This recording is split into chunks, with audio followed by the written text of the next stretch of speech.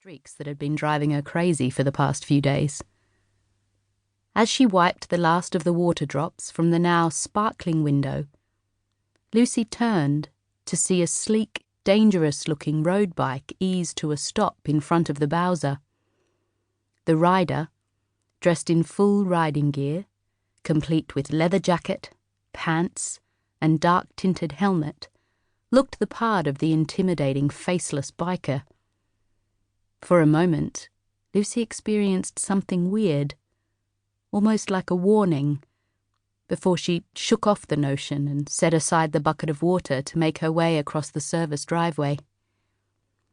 "Nice day for a ride? How much would you like?" she asked, unhooking the nozzle from the pump and waiting for the helmeted rider to unlock the cap on his fuel tank, high on the uppermost part of the machine. The rider slid off the big black bike with a slow, practiced ease before removing his helmet and sitting it on the seat. He took his time taking off his leather gloves before he turned to face her. "I'll do it." Lucy held back her impatience as she waited for the man to practically undress before her. His haughty tone only irritated her further, and she held the man's level stare with a spark of resentment. "We offer full driveway service here," she said, with an abrupt nod towards the front of the station. She watched as he turned to the faded sign which stated just that. "Well, that's nice and all, but no one touches my bike but me. So maybe we could make an exception just this once."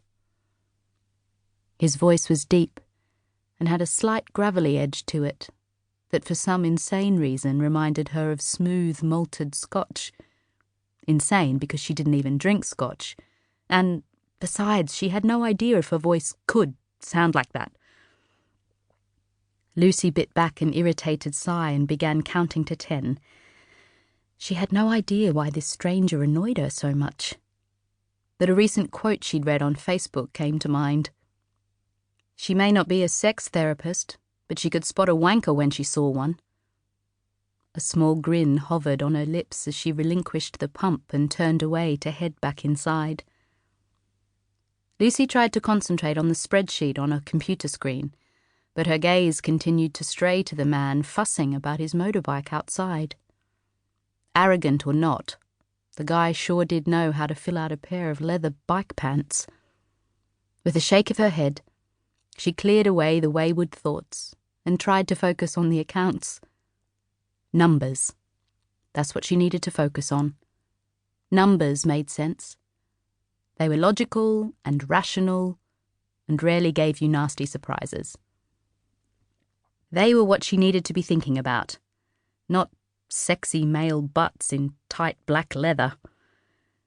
With a sigh of frustration, she turned away from the window and took a sip of water from the bottle on the desk. "Focus, Lucy," she muttered. A few minutes later she looked up when the bell above the door rang and Mr. Sex-on-Legs walked inside. She took his money, giving him his change without a word, and returned to the spreadsheet. Damned if she was going to wish him a good day after his brisk dismissal earlier. "Do you know where I can find Ken Baxter?" "He's probably in his office." She pointed towards the stock and station office about a third of the way down the main street, surprised he'd come to Bundah for a reason. "Thanks. Have a good day." "You too," she replied, automatically, then frowned when she realized she was supposed to be ignoring him. "Well, that's what you get for cutting off your nose to spite your face," she knew her mum would have said if she'd been here. The bike pulled out of the driveway with a low, throbbing roar, and she chided herself for not finding out more about this guy, so she had some interesting information to report. She balked at calling it gossip. After all, gossip was best left to the older generation around here. It was a skill that needed to be honed and perfected over time to know how to apply precisely the right quantities of curiosity and concern in order to extract maximum information. She should know, She'd experienced the lethal extraction on a number